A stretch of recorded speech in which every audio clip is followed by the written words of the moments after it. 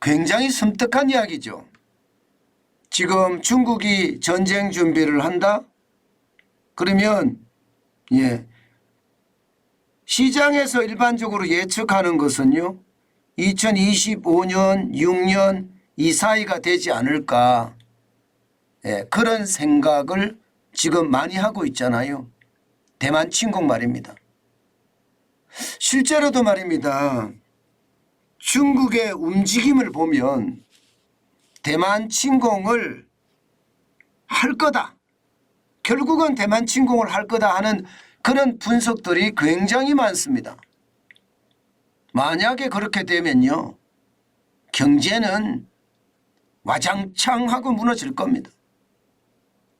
대한민국에도 엄청난 전쟁의 그림자에 휩싸일 거고요. 전쟁이 날 가능성도 굉장히 높기 때문입니다. 왜 그런 징조가 보이느냐? 왜 중국이 전쟁 준비를 한다고 하느냐? 여러분, 이 지표를 한번 보십시오. 이전 5년 대비 중국 무기 수출 감소율입니다. 1.1%포인트가 줄어들었습니다.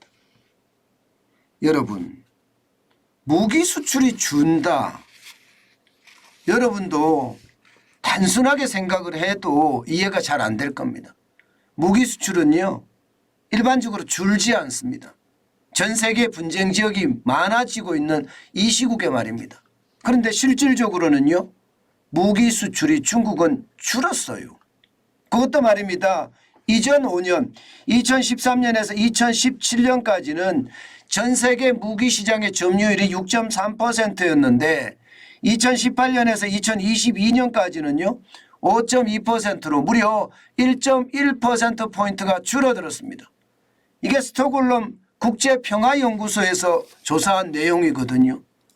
이것은요. 어떻게 생각하면 지금은 중국이 전쟁 준비를 지금 하고 있다. 러시아가 그랬듯이 무기를 지금 생산해서 쟁이고 있다. 이 말이 틀린 말이 아니라는 거예요. 일반적으로 전쟁은요. 무기부터 먼저 쟁이잖아요. 게다가 말입니다. 국방 예산은 또 엄청나게 늘리고 있거든요. 지금 보시는 것처럼 국방 예산이 안 늘어날 때가 없었습니다. 2014년에 12.2%가 늘어났고요. 그때가 최고치였습니다. 그리고 2015년에 10.1%. 그 이후로도 말입니다. 7 내지 8%는 계속 올렸고요. 2022년엔 7.1%, 2023년에도 7.2%를 올렸습니다. 7.2%면 여러분 1조 5,537억 위안입니다. 결코 이게 적은 숫자가 아닙니다. 그만큼 말입니다. 국방 예산을 지금 계속해서 정해가고 있어요. 계속해서. 국방 예산을 이렇게까지 정해간다는 것은 결국 말입니다.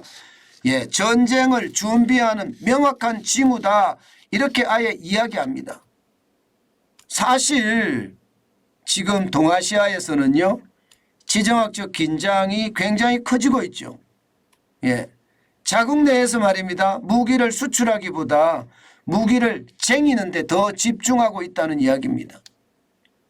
국방 예산을 써서 무기를 쟁인다는 뜻이에요. 사실 러시아도요.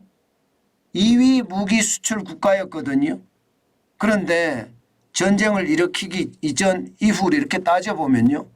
지금 앞서 제가 보여드린 대로 2013년에서 17년 그리고 2018년에서 22년을 따져보면 무기 수출이 31%나 감소했습니다. 31%.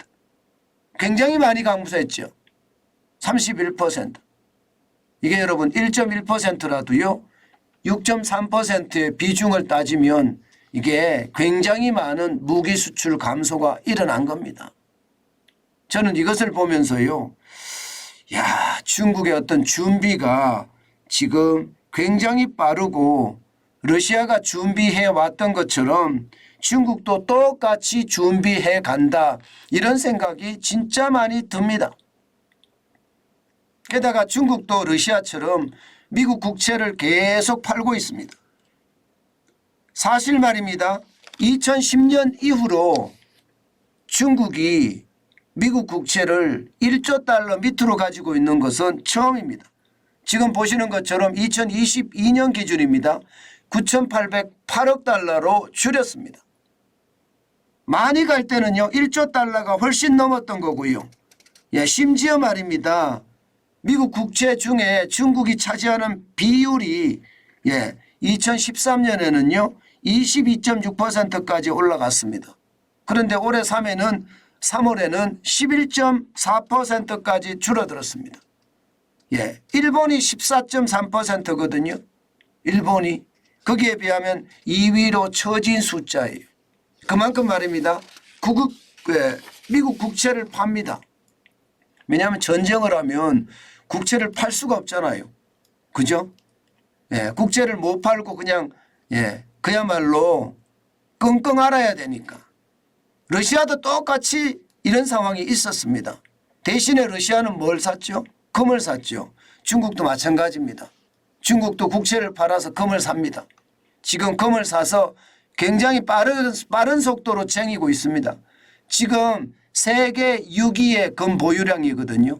보시는 것처럼 1054.1톤입니다. 1054.1톤. 그런데 최근에 말입니다.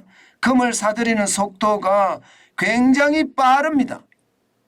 최근에 2008년만 하더라도 전체적으로는요 1929만 온스 정도 됐습니다. 올 3월에는 6650만 온스.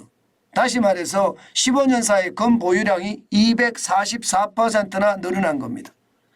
1978년 관련 통계를 작성한 이후에 가장 높은 수준의 금 보유량입니다. 이게 결국은 러시아가 그랬잖아요. 러시아도 보시다시피 지금 금 보유량이 996.1톤입니다. 굉장히 금이 많습니다. 금을 팔아서 러시아는요 전쟁을 준비하고 전쟁 물자를 대고 있다 이렇게 이야기하고 있는 거거든요. 지금 중국이 딱 그런 모양새를 취하고 있고요. 게다가 말입니다. 식량도 계속 비축하고 있습니다. 2013년에 중국 내 식량 생산량은 6만 3,048톤이었습니다. 예, 그런데 지금 2022년을 보시면요. 식량 생산량을 굉장히 빠르게 자국에서 생산한 양을 늘리죠. 6만 8,653톤이요. 증가율이 8.9%고요. 지금 5,605톤을 더 생산한다. 그렇게 이야기하고요. 반면에 말입니다. 식량 수입량은 계속 줄여가고 있습니다.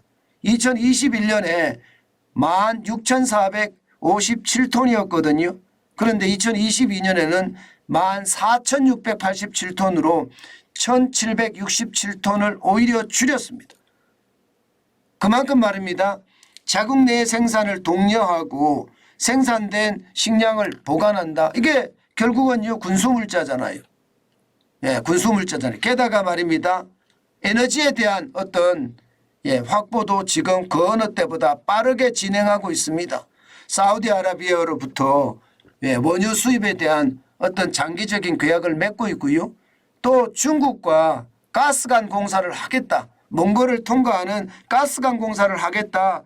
이런 얘기까지도 지금 나오고 있는 실정입니다. 다시 말해서 전쟁 준비를 속속 하고 있다는 이야기가 되는 거죠. 이렇게 됐을 때 여러분 동아시아의 안전 괜찮을까요? 당장 말입니다. 중국이 대만을 침공하게 되면 지금 보시는 것처럼 그래프처럼 미군이 다 움직여 다닐 수밖에 없습니다. 움직일 수밖에. 괌에 있는 미군, 하와이에 있는 미군, 그리고 일본에 있는 미군, 심지어 대한민국에 있는 미군까지도 지금 대만을 지원한다 하면서 움직일 수 있는 그런 상황이 많이 일어날 거다 이렇게 생각합니다. 그러다 보니까요. 전문가들조차도요. 이게 양안 전쟁이 발생을 하면 한반도 전쟁의 가능성이 어느 때보다 높다는 분석도 하고 있습니다. 실제 말입니다. 국제법질서연구소 대표인 정하늘 대표는요. 지금이 전쟁의 가장 큰 위기의 선상에 와 있다 이렇게 이야기합니다. 전쟁이 터지면 북한의 참전은 100%라는 점에서 한국도 철저한 전시 대비가 필요한 상황이다 이렇게까지 이야기합니다. 그만큼 말입니다. 전쟁은 그렇게 멀리 있지 않고요. 6.25 전쟁 이후에 한반도에서의 전쟁 발발 확률은 가장 높아졌다는 게 지금 전문가들의 분석입니다. 그만큼 말입니다. 상황이 심각하다는 거예요. 제가 불안감이나 위기감을 조장하려고 하는 것이 아니고요. 지금 중국의 어떤 전쟁 준비를 하고 있는 그 상황들이 속속 포착이 되고요. 여기에 중국이 대만만 침공했을 때 오히려 중국 입장에서는요. 오히려 굉장히 불리한 조건이 될 수가 있거든요. 그러면 성동격서라고 김정은이에게 남한을 침공해라. 충분히 그럴 수 있습니다. 그런 상황이라면 동아시아는요. 굉장히 위험한 그런 전쟁의 소용돌이로 빠질 가능성도 굉장히 높습니다. 이렇게 되면요. 전쟁은 더 확전이 돼서요. 중국과 미국의 이게 전쟁으로까지 크게 발전을 한다면 이게 3차 세계대전이 동아시아에서 첫 시작을 안 하리라는 보장도 없습니다. 저는 이것을 보면서요. 우리도 철저하게 대비를 해야 된다고 생각을 합니다. 단순하게 북한이 대한민국을 침공하겠어? 아닙니다. 침공합니다. 6.25 때도 침공했잖아요. 그들은요. 오로지 말입니다. 내부의 불만을 잠재우기 위해서라면 전쟁이 아니라 더한 짓도 할 수 있는 게 지금 북한입니다. 그만큼 말입니다. 우리는 전쟁을 억제하기 위해서 우리의 국방력을 굉장히 탄탄하게 가져가야 되는 것, 그 어느 때보다 중요하다. 저는 그렇게 생각합니다. 윤석열 대통령이 이 신자유연대라고 해야 되나요? 신냉전 체제에서 자유진영 연대를 더 확고하게 공고히 하는 것 당연히 더 필요하고요. 자체적으로도요. 북한이 대한민국을 치지 못하게끔 전쟁을 일으키지 못하게끔 강력한 국방력을 가지는 것, 우리 스스로 자주 국방을 하는 것, 그 어느 때보다 지금 필요해 보입니다. 그것만이 여러분 대한민국이 생존할 수 있는 길이 아닐까. 저는 그런 암울한 전망도 해봅니다. 전쟁이 나면 진짜 다 엄청난 일을 겪게 됩니다. 그만큼 말입니다. 전쟁이라는 것은요. 참혹하기도 하고요. 또 섬뜩하기도 하고요. 또 대한민국의 미래를 부셔버리는 그런 최악의 상황이 올지도 모릅니다. 우리는 거기에 대한 대비책이 반드시 있어야 됩니다. 좌파들이 떠버리듯이 전쟁은 없다. 이것은요. 가짜입니다. 프로파간다입니다. 화려한 말잔치로 우리를 속이려고 하는 겁니다.